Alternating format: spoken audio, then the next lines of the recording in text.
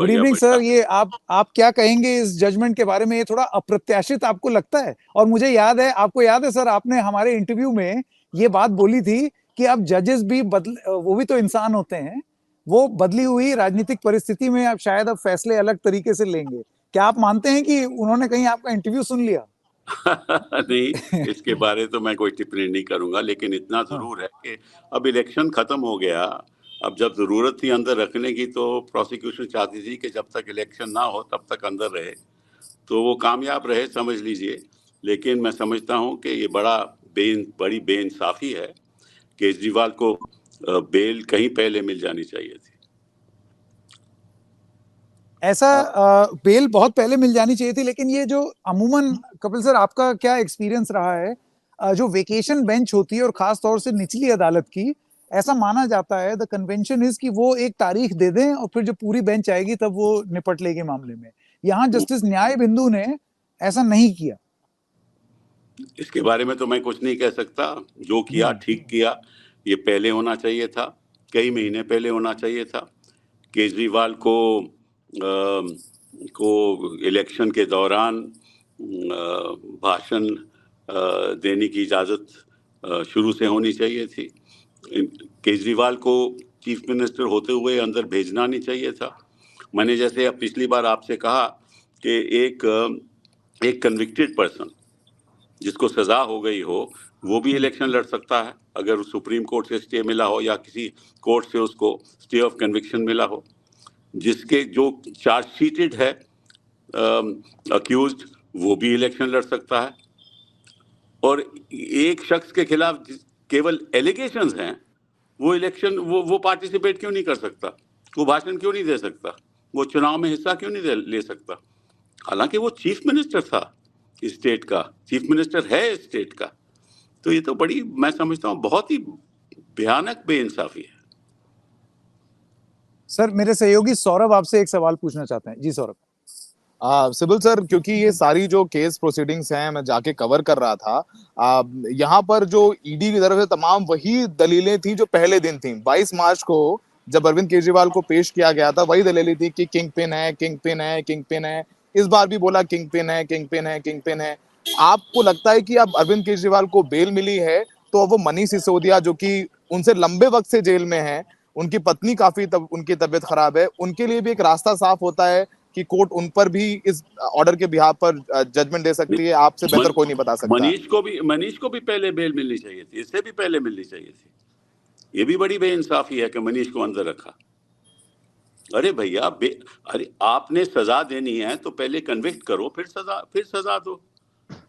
अभी आपका ट्रायल नहीं हुआ, अभी आपकी चार्जेस नहीं फ्रेम हुए, उसको आप अंदर रखते हो, कई साल के साल अंदर रख रहे हो। क्या इसका कोई मतलब ही नहीं है? ये सारी प्रतिक्रिया जो बेल की है बिल्कुल गलत है। सिब्बल साहब, आपको लगता है ये जो पीएमएलए एक्ट है उसमें जो तब्दीली की गई थी और उसके बाद जो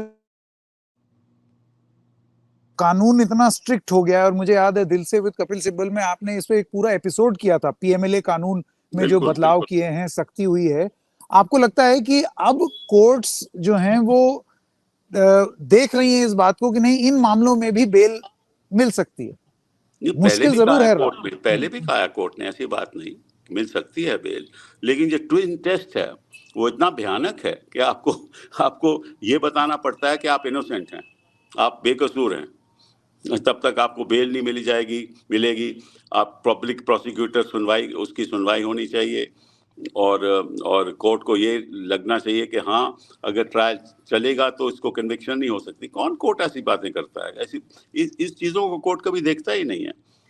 मुझे बताइए, ट्रायल कोर्ट में, पीएमएलए में किसको बेल मिलती है? कभी मिलती ही नहीं। तो ये कौन सा कानून हुआ? ये तो असंवैधानिक कानून है। ये जो बेल प्रोविजन है असंवैधानिक है। बेल का मतलब होता है कि आपके ऊपर आरोप है, आरोप के बुनियाद पे आपकी चार्जशीट होगी, चार्जशीट पे फिर चार्जेस फ्रेम होंगे, चार्जेस फ्रेम होने के बाद ट्रायल होगा। तो आप तो पनिशमेंट पहले ही दे रहे हो, 1 साल अंदर उसको रख रहे हो। किस लिए रख रहे हो? वो भागने नहीं वाला, चीफ मिनिस्टर हमारा भागने नहीं वाला, मनीष सिसोदिया कहीं भागने नहीं वाला, जैन कहीं भागने नहीं वाला। बेल तो मिलनी चाहिए। और मैं समझता हूं कि बहुत बेइंसाफी है। आपको लगता है नेक्स्ट स्टेप सिब्बल साहब ये कानून में बदलाव, पीएमएलए कानून में बदलाव होना चाहिए देखिए, ताकि हाँ पहले तो रिव्यू पिटिशन पेंडिंग है सुप्रीम हाँ कोर्ट में, उसकी सुनवाई नहीं हुई। इसके अलावा 3 जजेस के बेंच पे आगे ये मामला पेंडिंग है, उसकी सुनवाई नहीं हुई।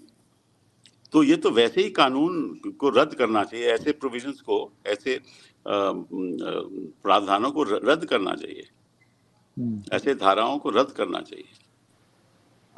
सिब्बल सर, एक सवाल है कि जैसे आपने एक इंटरव्यू में दिल से में भी और संकेत सर के साथ भी जो इंटरव्यू में कहा था कि अब चूंकि पूर्ण बहुमत की बीजेपी की सरकार अकेले नहीं है, तो हम देखेंगे कुछ इसका इम्पैक्ट जुडिशरी में भी आएगा। तो जैसे आपने बोला पीएमएलए का जो मामला है वो लंबित है, या दूसरे बड़े और केसेस हैं उसमें भी कुछ रुख बदलेगा, क्योंकि सर अंत में सबको न्याय जुडिशरी में ही दिखता है, चाहे वो नीट के एस्पिरेंट्स हों, वो भी बेचारे न्याय की गुहार सुप्रीम कोर्ट से लगा रहे हैं। धर्मेंद्र प्रधान साहब ने कह दिया आज अभी प्रेस कॉन्फ्रेंस करके कि हम फिलहाल नीट की परीक्षा रद्द नहीं कर रहे हैं, आइसोलेटेड इंसिडेंट्स हैं पेपर लीक्स के, पर वो अलग है। सब सुप्रीम कोर्ट पर ही नजर लगाए हुए हैं इस वक्त। बस सुना है कि उन्होंने रद्द कर दिया कि दोबारा इम्तिहान होगा, ये तो मुझे नहीं नहीं सर, नहीं, वो नहीं, नहीं, वो नहीं। यूजीसी नेट वो दूसरा पेपर है। आप सोचिए, इधर नीट की पेपर लीक की बात हो रही थी, एक और इम्तिहान हुआ वो भी लीक हो अच्छा, गया। वो ऐसी ये तो मतलब लीकिंग सरकार है, हर चीज में क्वेश्चन पेपर लीकिंग सरकार है ये। इनका भाई ये तो इनका ये करते क्या है, कुछ लोगों को फायदा दिलाने के लिए पेपर लीक कर देते हैं। किसी का फिजिक्स का अगर 95% आता है तो केमिस्ट्री उसका 5% आता है। ये कैसे हो सकता है? ये कैसे हो सकता है? तो ये तो देखो, ये सरकार ना, इस सरकार की अभी जो भूमिका है, अभी तो नई सरकार बनी है तो उसके बारे में कुछ नहीं करूंगा। जो 5 साल चली है सरकार, लोग इससे त्रस्त हो गए हैं। लोग नहीं चाहते कि इस किस्म की सरकार हमारे देश में आगे चले। अगर ऐसे ही चलता रहेगा तो लोग फिर से विरोध करेंगे। सिब्बल साहब, वो जो सवाल था जो पूछा जा रहा था, मैं आपसे उस संदर्भ में पूछना चाहता हूं, आपको लगता है इस पॉलिटिकल आउटकम का एक इम्पैक्ट, मैं इस केस के बारे में चलिए बात नहीं करिए, लेकिन जनरली आपको लगता है कि जुडिशरी पर भी पड़ेगा और जजमेंट्स पर पड़ेगा? इसके बारे में तो मैं टिप्पणी नहीं कर सकता। वो तो जो न्यायपालिका है वो देखेगी कि कैसे न्याय होना चाहिए, और मैं समझता हूँ कि प्रयास तो यही रहेगा कि न्याय होना चाहिए। और किसे करते हैं, कब करते हैं, किस नजरिए से देखते हैं, वो तो वक्त ही बताएगा। लेकिन जो और पॉलिटिकली जो लोग वेंडेटा के शिकार हुए हैं, जैसा कि वो आरोप लगते हैं, आपको लगता है कि इस केस का हवाला दे करके वो अपना केस अब और मजबूत कर सकते हैं जिन भी नहीं, अदालतों में वो? नहीं, देखिए, ये जो ईडी है ना, हाँ ये स्पेशल जज की कोर्ट में तो कभी बेल होती ही नहीं। अच्छा। पहली बात तो ये कभी होती ही नहीं, क्योंकि जज नहीं चाहता कि अगर वो बेल कर दे कि उसके ऊपर कोई आरोप लग जाए। तो वो कहता है कि ठीक है, जो हाई कोर्ट करेगी बेल तो करे, मैं क्यों उस झंझट में पड़ूं। ये रवैया रहता है स्पेशल जज का। हाई कोर्ट में जब मामला जाता है तो तब टाइम मांगता है ईडी, हमें 2 हफ्ते का टाइम चाहिए, 3 हफ्ते का टाइम चाहिए। फिर वो टाइम पे फिर वो बहस होती है, फिर वो जजमेंट रिजर्व होती है। फिर हाई कोर्ट सोचता है कि भैया, क्योंकि अभी तो आरोप के स्टेज पे होती है बात कि बड़े बड़े गंभीर आरोप हैं, मैं काहे को बेल दूं। अक्सर यही होता है। तो वहां भी नहीं होती। फिर सुप्रीम कोर्ट में जाता है तो वो कहते हैं कि 2 कोर्ट ने तो आपका मतलब खारिज कर दिया, हम क्यों दें। तो वो मामला वहां फंस जाता है। तो जब तक नजरिया न्यायपालिका का बदलेगा नहीं, तब तक ये प्रतिक्रिया चलती रहेगी। कह ही दिया, ये सबसे जरूरी बात जो है वो सिब्बल साहब ने बोली थी कि ये नजरिया बदलने की बात है। मैं आपका ज्यादा समय नहीं लूंगा, पर बहुत बहुत धन्यवाद कपिल सिब्बल जी हमारे साथ जुड़ने के लिए। दिल्ली में गर्मी भयंकर है, हाँ, राजनीतिक गर्मी भी कम नहीं हुई है, अब देखना नहीं, है कि आगे क्या होता है इस वो मामले में। कम होगी भी नहीं। हाँ वो कम होगी भी नहीं। राजनीतिक गर्मी इस दौर हाँ तक पहुंच गई है कि जनता नहीं चाहती। ये तो जबरदस्ती एक सरकार बनाए जा रहे हैं, क्योंकि जनता ने तो मोदी जी को नकारा है। 303 से 240 पे ले आए, तो जनता को तो यही फैसला है ना कि भाजपा को सत्ता में नहीं रहना चाहिए।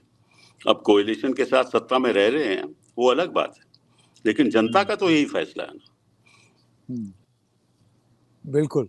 सिब्बल साहब, बहुत बहुत धन्यवाद आपका, and thank you so much इस समय हमको समय देने के लिए। Thank you very much. Thank you. Thank you sir.